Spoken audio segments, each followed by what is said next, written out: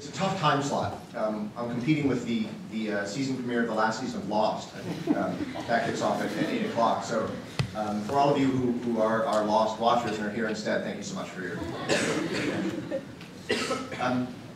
so we're here to talk about a variety of different topics that are sometimes taken together as environmental issues. Things like global climatic disruption, which is John Holdren, Obama's science advisor's preferred term for global warming. For biodiversity loss, for example, there are about 30,000 species going extinct every year, which is about 120,000 times the baseline species extinction rate prior to the recent past. This is sometimes called the sixth great extinction, with the other five having to do with things like meteors and dinosaurs going extinct. So it's a pretty big deal. And sea level rise, which is a subset and a related topic for global climatic disruption, to the extent that the president of the country of Maldives is currently searching for a new homeland because their entire country, the highest point is 2.4 meters above sea level. And so it doesn't take that much sea level rise before the entire country is underwater. And overpopulation. We have 6.7 billion people or so on Earth right now. The UN report suggests that we're heading to 9.2 billion by 2075. As well as pollution, there are water pollution, air pollution, soil pollution, lots of different kinds. And one of the interesting things I think about pollution is that it points to the interdependencies among these different topics. That global climatic disruption leads to biodiversity loss, and overpopulation leads to global climatic disruption. So seeing all of the interdependencies between these topics, I think is really, really significant. But so the key topic that I want to talk about tonight is not just environmental issues, but the relationship between environmental issues and human abilities.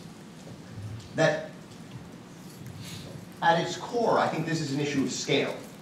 That environmental issues tend to be quite big compared to the usual scope of human abilities. And I want to unpack that a little bit. Human abilities have been honed by evolution over the last thousands or millions of years, as Richard suggests, to make us good at certain things. We're good at running away when a cobra rears its head. We're good at avoiding having a boulder fall on our head. We're good at making tools and working together in small groups.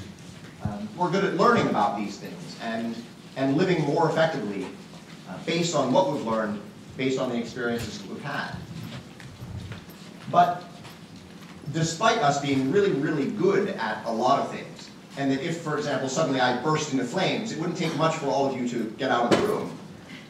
Because you have this ability to think, okay, something strange is afoot, and you'd execute all sorts of very complex path planning and collision avoidance and stuff to get out of the room. You have all of these abilities. And yet, those don't necessarily set us up effectively to deal with the environmental issues that we're currently being faced with. So I feel like the core issue at hand with environmental problems is it's a problem of scale. And it's a scale problem on at least three main different factors, three main different elements. So one is on a scale of time. As Richard was talking about, there are vast scopes of time that humans aren't necessarily that good at comprehending on our own without some sort of assistance. We're good at comprehending small scales of time, like minutes or hours. You have a sense that, like, okay, in an hour and a half, I'll go away and you can go home. But a lot of the environmental issues, here we see sea level rise, and you can see this is happening significantly over the course of 120 years. It's a very distinct graph. But if you were to walk down to the Pacific Ocean and say, oh, let's look for that sea level rise, you know, and you sort of sit there and you tap your foot for a while, and maybe you'd have a burrito, and like there wouldn't be any sea level rise because it's not on the scope of time scales that we're used to dealing with.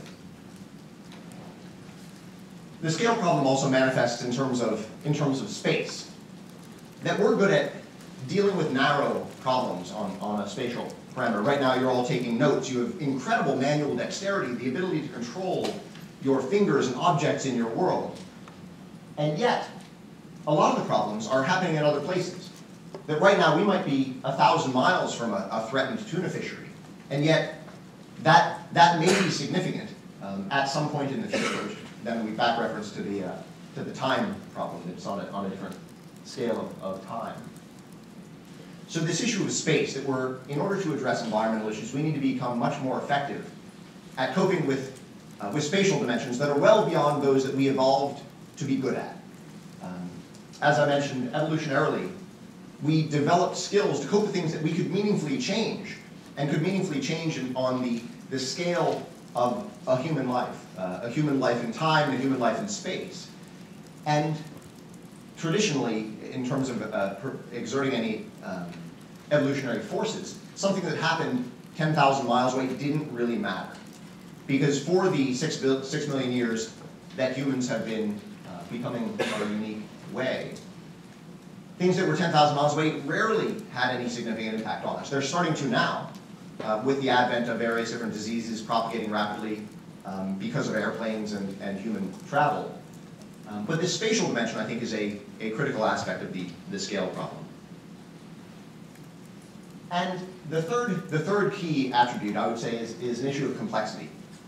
That humans we're good at certain levels of complexity, but we're not great at the kinds of complexity that manifest around environmental issues. And this is the Duomo in Milan. And I feel like it's an interesting point because it shows something that's sort of the pinnacle of human complexity. And yet, it has nothing on ecosystems that surround us as we go about our everyday life. And it's not just the sort of quote-unquote natural parts of the world that are so complex. It's the interactions between various different human phenomena and the non-human aspects of the world that really builds this complexity that we need to learn to cope with. So the key topic that I'm here to talk about, and this may be colored by the fact that I've been working in information technology, and there's an old saying that when you have a hammer in your hand, everything looks like a nail. That what I have are some information technology capabilities, and so therefore I'm like, ooh, let's use these to like solve the problem. And similarly, others of you in this room have a different set of abilities, and you are probably saying, oh, no, you're totally missing the boat. The core set of issues you need are like X, Y, or Z. And I think we're all right, and I think we all need to take the capabilities that we have and the abilities that we have and work with those to help address these various different issues. But the key argument that I'd like to make today is that I think that information technology is a critical factor in helping to bridge the gap between human scales and environmental scales on time, space, and complexity. And I want to unpack this a little bit more. But before I do, I want to acknowledge a significant concern that I think Six brought up. He's in the back row, and so I want to thank Six. He has the hat. That information technology, while it's really, really neat and can hopefully make us able to solve a lot of the problems that we're currently faced with, nevertheless played a major role in bringing the current problems to pass. Information technology has allowed humans to have the reach to absolutely ravage the ecosystems that we inhabit, to make food at previously unparalleled rates, and to spread across all different habitats throughout the world. This is an old map. And so I'd like to scope information technology fairly broadly, not just to include technologies like the laptop sitting in front of me, but information technologies to include maps and all sorts of different things, wristwatches. All of these things are tools for working with information. And there's a quote by a guy named Alan McKay, that technology is anything that was invented after you were born. And in that regard, certain things are technology for me, like laptops. They were invented largely after I was born, but microwaves and telephones weren't. And so I don't see those really as technology, but like cell phones that can, have a decibel meter on an iPhone. That's pretty cool. Like that to me feels like technology. In a way that for those of you who are younger than me in the audience, which is almost everybody, even though I don't feel that old, certain things will seem like new tech to you, and there will be more and more things that seem like new tech to you as you get older. And other things will just be a regular part of life, like text messaging seems like really normal, as opposed to like this sort of whiz-bang thing. Apparently, undergrads only really use email to communicate with old people at this point. That like you have to like deal with professors, and so you use email. Other than that, you use like Facebook and text messaging. I still use email for like normal things. Nevertheless, that being beside the point, that information technologies have been a critical factor in creating the current problems that we're faced with. And so I don't want to simply discard the notion that information technology has some sort of environmental blood on its hands. Nevertheless, I think that it will factor really importantly into our ability to address these issues.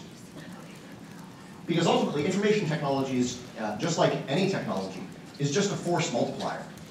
It takes things that humans want to do, and it lets us do them more effectively, quicker, faster, better, more. And just like this steam shuttle lets one person lift more dirt, information technologies that surround us allow us to deal with bodies of information that we might not otherwise be able to cope with very effectively. Things that are too broad or too narrow, things that are too small for us to see or too large.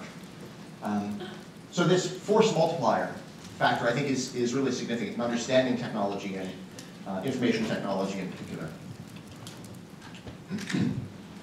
And so, in terms of a very mediocre quantitative demonstration that information technology lies somewhere between human scopes and environmental issues, I took a quick poll on Mechanical Turk. How many of you in the room have ever heard of Mechanical Turk? Okay, maybe 5 or 6 of you, so I'll describe it. It's a system created by Amazon by which you can ask people to do simple tasks and pay them a small amount of money to do it. And there are tens of thousands of people sitting around right now waiting to perform your petty tasks for a penny. Because I think for some people, some students in my group have done some research on this. There are a couple of different main demographic groups. There are sort of bored Americans who it's like better than World of Warcraft because at least you're making like $2 an hour while you're at it.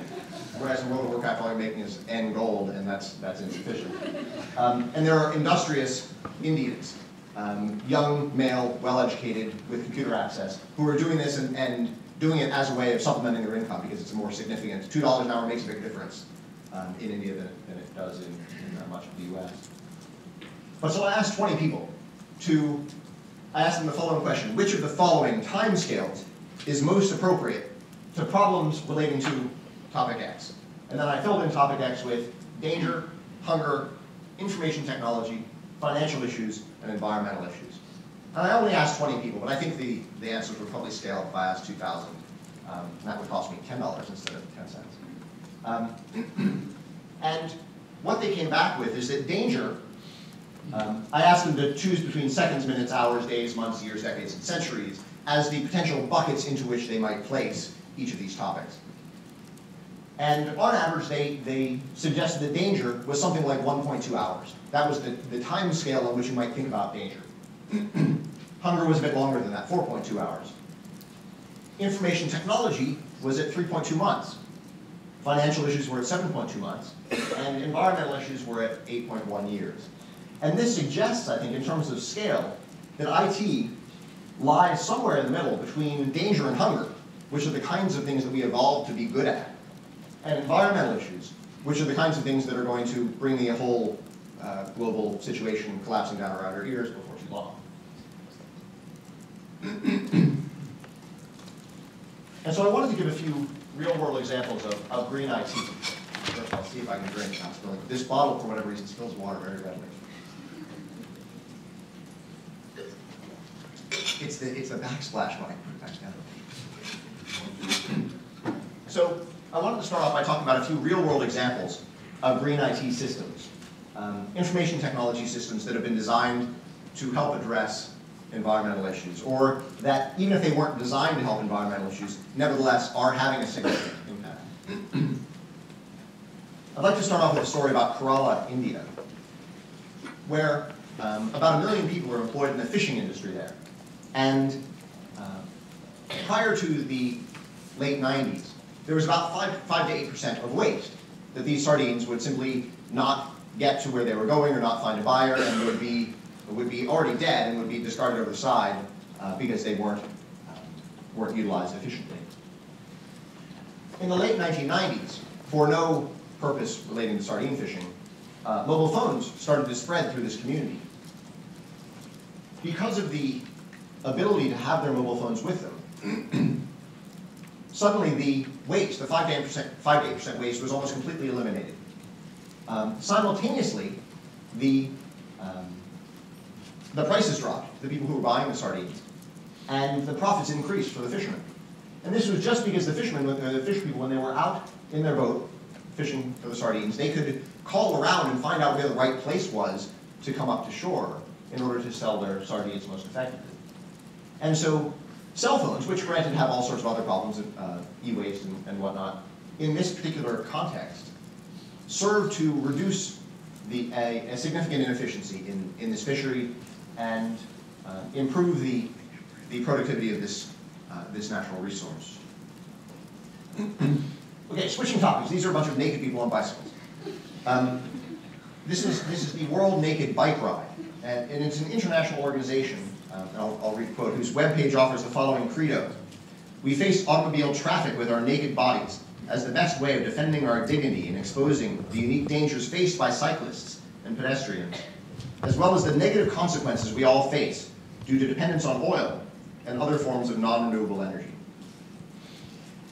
And the reason this is significant, not because they're using any information technology right now, but rather because instead of having paper brochures or some other way, the World Naked Bike Ride is organized and assembled by means of many different information technologies.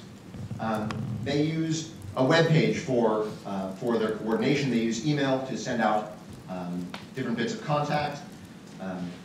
They use all sorts of different information technologies to coordinate simultaneous activism events in different locations.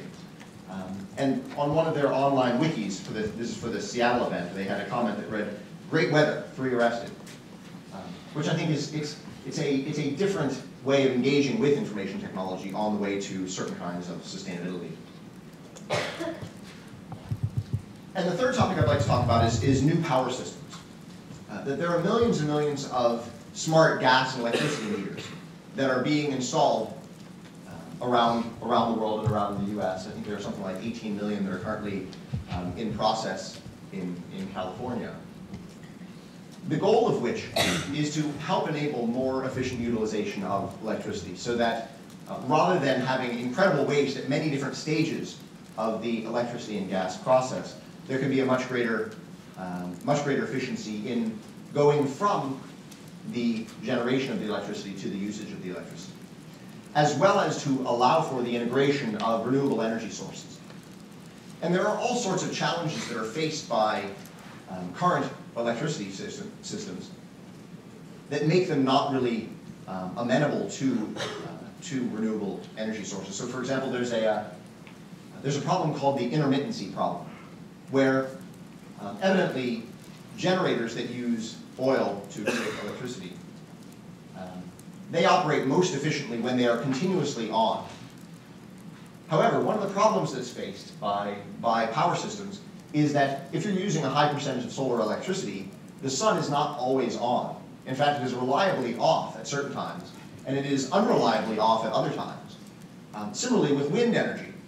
Wind energy is notoriously unpredictable, such that I think there's even a saying like it changes like the wind, as being a demonstration of fickleness. And so the challenge is how to deal with this intermittency problem. And one of the ways in which you might be able to do this is to, when you have people using electricity, to provide incentives for them to use it at the times when electricity is more available. So the times when electricity is least available would be on a really hot summer day, or around 5 p.m. when everybody gets home and turns on all of their stuff. And instead, by doing things like allowing for a smart electrical infrastructure that can enable me to do something like turning on my washing machine, but saying, start this washing machine sometime tonight before I wake up in the morning when energy prices are lowest. And maybe that's 3 a.m., maybe that's 4 a.m. By allowing there to be a smart infrastructure, it allows for much more efficient utilization of these different resources. And there's a lot of really interesting research that's going on these topics around campus. So the Advanced Power and Energy program in the School of Engineering is doing some really interesting work in this area. as well as Cal IT2 itself has some really interesting projects afoot as well. So, a little bit closer to home, I run a group called the Social Code Group here at UCI that's, I think, not quite exactly one floor up. It's one floor up and sort of over there. We have a lab space here. And we've made an assortment of different projects that have been designed to help with some of these sustainability issues. And I would argue that they're not quite as cool as some of these previous ones. But on the other hand, they're ones that we're doing, and we're able to engage with it on our own, which is certainly something. And we're doing better to have each successive project be more interesting and effective than the one before. So I wanted to start off with a brief video, assuming I can make the sound happen.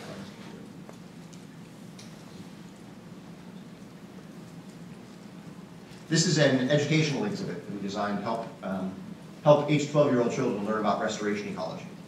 It was a collaboration that was originally funded by Cal IT2, in fact, between my research group and a research group headed by Professor Lynn Carpenter from the Ecology and Evolutionary Biology Department here.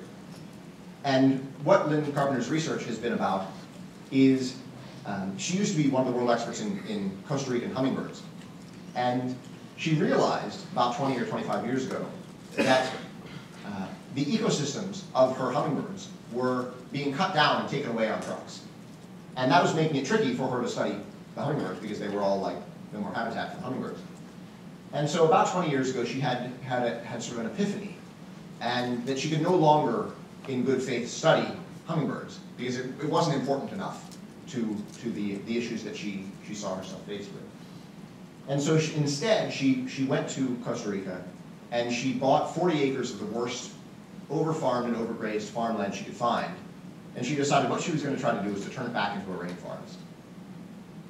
And the locals, when she went around trying to buy 40 acres of really, really horrible soil, were like, but for the same price over here, you can get soil that isn't horrible. Why would you possibly want to buy this horrible soil?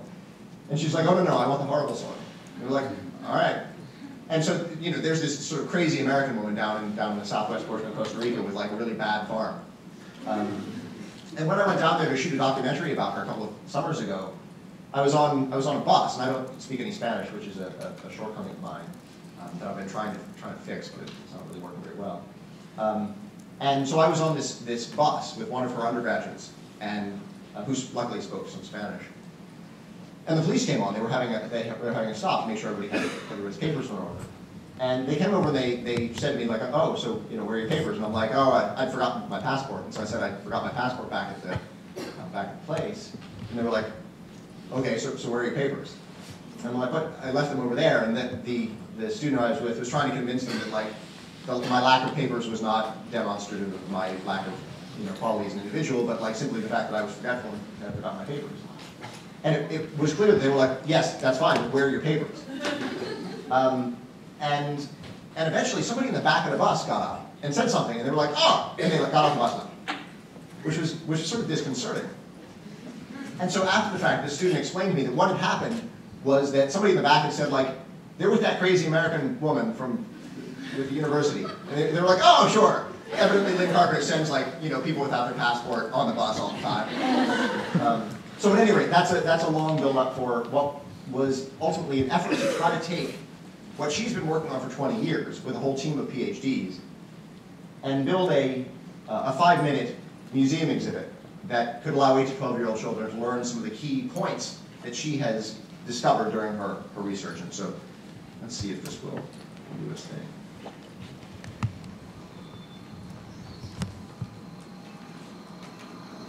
The EcoRef project is a novel approach to teaching restoration ecology.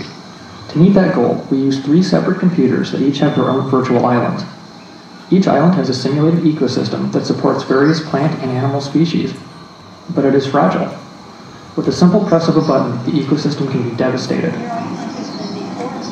3 tablet PCs are used to move plants and animals between the different islands, one for heliconia flowers, one for coral trees, and one for hummingbirds.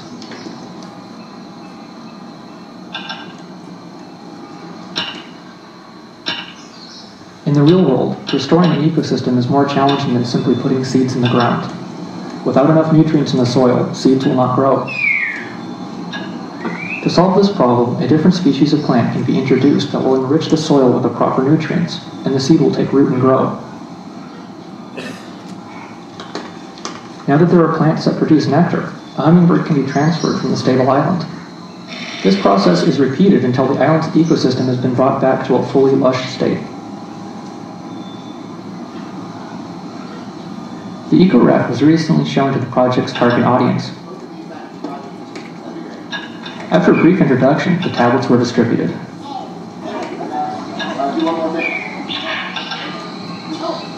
Okay, take it to this one.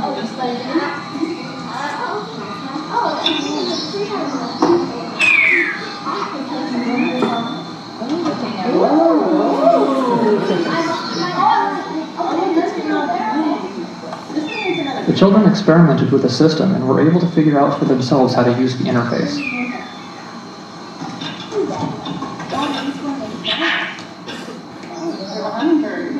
To add a twist to the game, they were given a challenge: to restore the islands as quickly as possible, and all the while the parents would be trying to farm the islands by pressing the buttons. The restoration process became more urgent. There is a high degree of collaboration required, as each tablet PC will only carry a single species, and the button can be pressed at any time, destroying any progress that has been made. Restoration ecology is a constant struggle, but it is easier when everyone helps out. Can you pass it to someone that hasn't had one yet?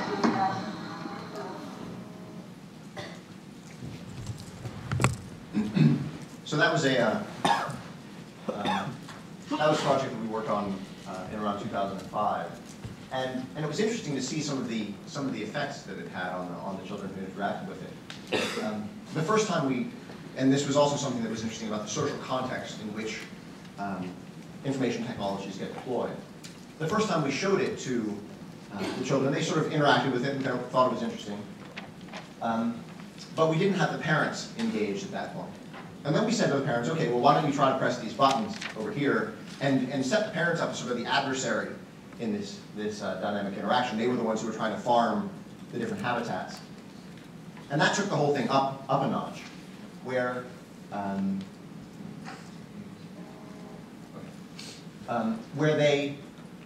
they were much more excited now that there was this sort of adversary to have to face.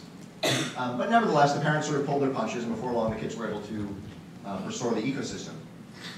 And then I took the parents aside and I said, okay, now this time you have to play the role of a Costa Rican farmer. And the only way you can feed your children is to press this button and destroy the rainforest, because that's how you're going to farm the land to make your food. And all of a sudden, the kids couldn't win, because the parents were like way bigger and stronger than the kids, and they come over and like whack a button. And the kids were just like, you know, they couldn't keep up. And I thought that was a really interesting point. And one of the things that, one of the core ideas that Lynn Carpenter has come to realize is that destruction of habitat is way easier than restoration of habitat. Nevertheless, restoration is possible, and so it's just a matter of shifting variables to the point at which it is possible to restore faster than the destruction is happening. And so in that light, she has now recently switched her research area from specifically trying to recreate rainforest to instead looking at how she can take farmland that has been overfarmed or overgrazed and make it into productive farmland again. Because the length of time it would take her to make rainforest, or sort of old growth rainforest, is much, much longer than the length of time it would take to enable her to create fertile farmland again. And therefore, if she can create enough fertile farmland to give the farmers somewhere to farm, then they don't need to go cutting down the old growth rainforest that still exists in order to have a place to feed their children. So another project that came shortly after that, that was sort of an offspring of EcoRaft, where EcoRaft was designed to help 8 to 12-year-old children learn about ways in which they might engage with environmental issues more productively. I came to realize that was the effectiveness of that project was 10 to 20 years in the future, when 8-year-olds became 18-year-olds or 28-year-olds.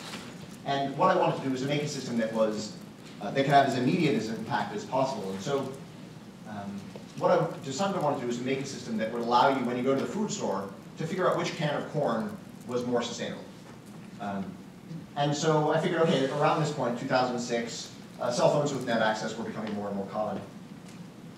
And I wanted to make a system where you could scan the barcode with the camera and have it retrieve environmental impact information about a product and potentially suggest alternatives or allow you to scan 2 different products and let you know which was the more sustainable choice. And so this project was, we wrote a paper about it around 2006. There's a company out of Berkeley, I think, called Good Guide that was doing sort of a similar thing in parallel, and that professor chose to commercialize it, and I chose to stay professor. So Good Guide would be sort of a manifestation of this in a broader context. After that, we built a system called Trackulus, which was designed to allow people to track lots of different things about their life. The underlying premise being that how can you fix something if you don't even know how it's broken? And this arose because once I was filling out one of the online carbon calculator to try to figure out what my carbon footprint was. And it asked me a question about how much I flew, how many times I flew in an airplane. And I was like, I'm a professor, I fly a lot. At that point I was going to a conference about once a month, which was thousands and thousands and thousands of miles in the air every year. And ultimately it made a really big difference whether I flew 50 hours a year, 100 hours a year, or 150 hours a year. It was like whether we need 18 planets to sustain me, 27 planets to sustain me, or like 36 planets to sustain me. It was like a big difference. It was the core aspect of my carbon footprint was my air travel. And yet I didn't have a tool set with which to track this. And we came to realize that governments and corporations have all sorts of tools to track their effectiveness, to track their sales and their productivity, but humans really don't. There are a few sort of one-off systems, like Weight Watchers likes to give you systems for tracking your weight, and there are various bicycling websites that will allow you to track your exercise regimens. Various different banks will give you tools to track your money, but nothing that sort of centralized all of those. So Trackulus was an effort to allow for centralized tracking of all different aspects of your life. The goal being to help people live a well-informed life. The connection that I was hoping that it would make is just as once upon a time, if we decided, if Richard invited me to come give a talk, and this was 2,000 years ago, you might have said, okay, well I will meet you, a short walk after the sun has set, and like I would have turned up at like 6:30, and you would have turned up at 7, and other people would have turned up at 7:30, because like who knows how long a short walk is, when sunset is, and at that level of resolution, it's hard to get that many things done in a given day. But then once we have wristwatches and ubiquitous timekeeping devices, we can say, oh, well, we're going to start at 7. And maybe we start at 7:05 because somebody had a hard time finding a parking spot. But we don't start at 8 or 6:30. Similarly, there are all sorts of aspects about my life that I don't have data about. I don't know how many calories I've eaten today. I don't know how many hours I've flown in airplanes. I don't know what the carbon footprint of my jacket is. And yet, if I were able to get all of that information, I might be able to have a better baseline for making more meaningful decisions. Because one of the things that really gets my goat is when I do something, I take some action that I think is really important, like trying to recycle. And then I realize that something downstream from me in the production pipeline of life is totally invalidating what I'm doing.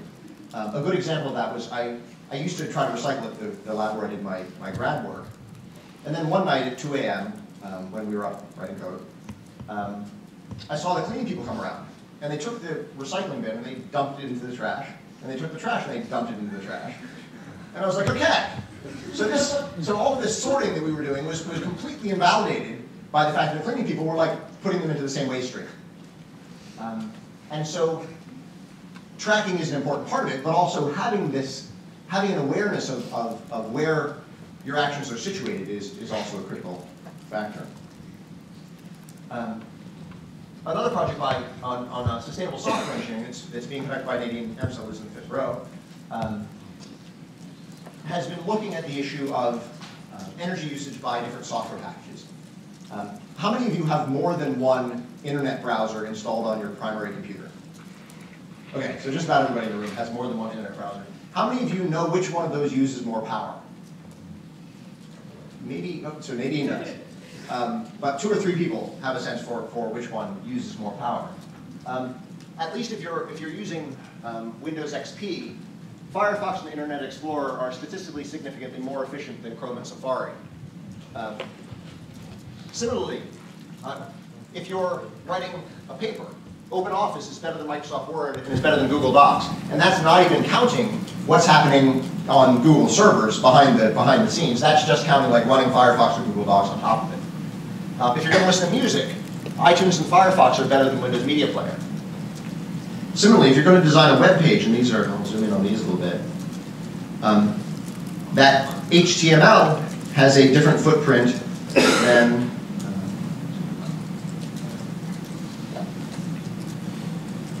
than YouTube versus Flash. They have different profiles in terms of which browser deals with them in the most efficient way. The broader point is to try to provide people with some sense of which are the most efficient software packages that you can use. And so Nadine right now is working on a system called Green Tracker, which is designed to be a software system that you can install on your computer, and it will run a set of tests to figure out which of the, or we're calling them equivalence classes, sets of software that basically do the same thing. That looks at the equivalence classes of which you have multiple instances installed on your computer, and run some tests to see which are the most efficient. And we'll then come back and say, like, you know, given your current computer setup, you should be using OpenOffice with Firefox and iTunes, because that's the most efficient configuration. What's nice, I think, about this project is that it's both more efficient in terms of sort of getting your work done faster, as well as hopefully more sustainable. There is this potential problem of induced demand, where if because your software system is more efficient, if you just go use it more, that undermines some of the sustainability aspects of it. But nevertheless, I feel like there's some really interesting stuff to be gathered from this research. Another project being undertaken by Joel Ross and Nitin Shantaram in my group is called Better Carbon, which is a carbon calculator. And in fact, Lisa Wu worked on it briefly last spring, I think. She's on the row. It's like everybody here was working with me at some point. It's great. The goal behind this is to design a carbon calculator that works better than all the carbon calculators that are out there. And we want to do this by using the same mechanism that Netflix uses to tell you what movies you'd like. By saying, all of these other people liked these set of movies, and you're just like them because you like Groundhog Day and, you know, all these other things. So therefore, they suggest movies to you based on your similarity to others. Just so, based on certain characteristics that I might share with other people around me, a carbon calculator might be able to come up with meaningful default values for all of the information that needs to get plugged into the system. So rather than me having to type in every aspect, every scrap of my life in order to get a viable carbon footprint, the more people who use the system, the more data gets gathered, and therefore the more effective it is at predicting the footprint of everybody who uses it thereafter. And that's up online. We're currently doing sort of a beta test of it, so if anybody's excited, you're welcome to go and like test it out. If it doesn't work, send me an email. If it does work, send me an email. And a final project being conducted by Eric Lyons, who I know is in the audience somewhere, but I'm not sure exactly who. There he is. Called Carinotree is so wet behind the ears that it doesn't even have an icon beyond this yet. Nevertheless, we have $280,000 in the NSF, so it's going somewhere. It's a space for informal science learning that relates to environmental issues. So it's based on Google Earth and looks at the idea of using narratives, which are one of the sort of core mental constructs that people use to communicate and to learn. Many times when I'm talking, I tell stories, and that's how you understand what in God's green earth I'm talking about. That this is designed to enable children to learn about the causality that underlies many of the environmental issues we're faced with, and to also empower them to change adults' behavior by engaging in real-world interventions and situating those at different locations, so that when the adults go to those locations, they are exposed to their kids' ideas on the relevant environmental issues. So these are some of the things going on in the Social Code Group. There are a variety of other projects as well, but these are some of the core ones that are far enough along to have a slide. And so as we're starting to draw to a close, I wanted to read a quote from JFK that Jeffrey Sachs, an economist, used in one of his lectures in 2007. That I'm not sure I completely agree with, but it's an interesting point to start a certain discussion. He says, JFK, and this was 5 months before he was killed, he said, "Our problems are man-made, therefore they may be solved by man." And I'm not sure I completely agree with that, even though I like the spirit of it. Because like, with a box of matches and a can full of gasoline, I can burn a house down. But like, I need a whole different skill set to build that house back up. I need a whole different set of tools. And therefore, it's not clear to me that just because we can destroy something means we can recreate it, but I hope that we can. But in that regard, I'd like to, a core sort of anxiety that I have that I'm happy to discuss, or I can go like visit a therapist and discuss it there, relates to how similar or different we are from many other species. And here's a graph from the St. Matthew Island off the coast of Alaska, where in 1943, in the run-up in the midst of World War II, the Coast Guard set up a station there. And they said, oh, okay, well, in case we get cut off, we need a food supply. And so they brought in 29 reindeer, which are sort of big antlered creatures. And there were 24 females and 5 males. And then the Coast Guard, I guess after the war, the Coast Guard was like, okay, we don't need St. Matthew Island anymore, so they just like left. And didn't do anything about these reindeer. They just left them there. So by like 1957, there were 1,300 reindeer there. By 1963, there were 6,000 reindeer there. And then there was a really bad winter. And 6,000 reindeer ate all the food and died. And then in 1966, there were 42 reindeer again. The reason this is significant, I think, is that the reindeer had a problem that they created by eating too much. And they did not have the intellectual wherewithal to fix that problem, and instead they all just died.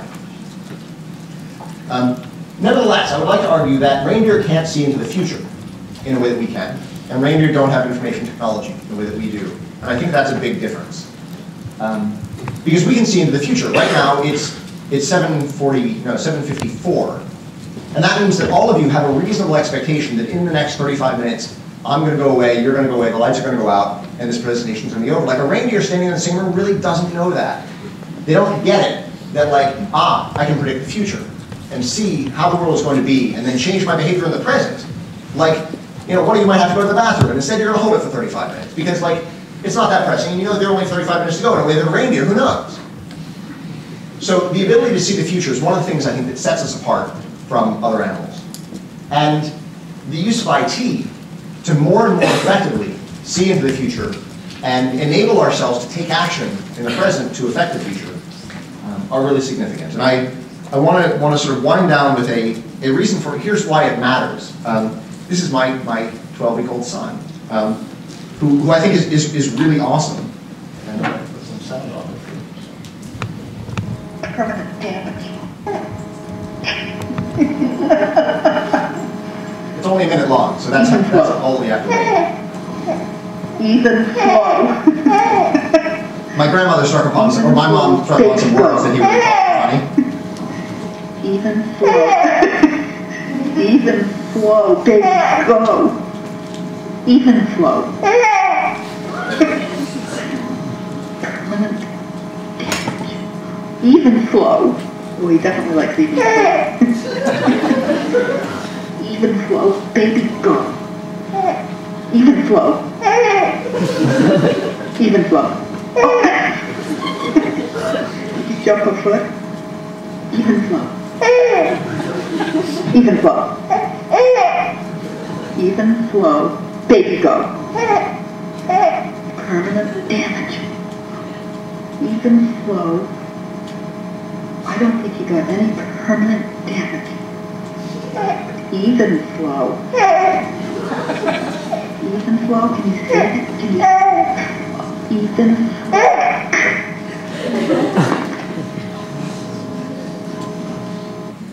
So that's why it matters to me, because like he's going to have to face some stuff in the next, hopefully 80 years or however long he's going to live, and therefore it's really important that but I do what I can to help make the world still exist when he is my age. So a quick summary. Environmental issues are big, human horizons are small, and IT can hopefully help to bridge that gap. People around the world are making great things that are trying to enable us to live more sustainably. Our research group is trying to help in whatever small way that we can. And thank you all for your attention. This has been the first public presentation of a book that I have coming out through IT Press in 2 months. So thank you for hanging out and listening to the sort of response. Thank you.